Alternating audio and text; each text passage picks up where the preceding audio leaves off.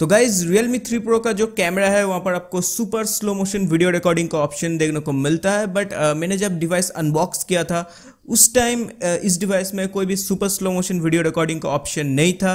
By the way कुछ ही घंटों बाद Realme 3 Pro में एक अपडेट आया जिसका साइज है 218 MB एंड उस अपडेट में कुछ camera improvement and super slow motion 960 FPS का वीडियो रिकॉर्डिंग भी इंक्लूडेड था।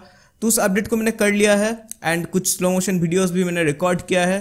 तो चलो एंजॉय करो slow motion videos in 960 FPS।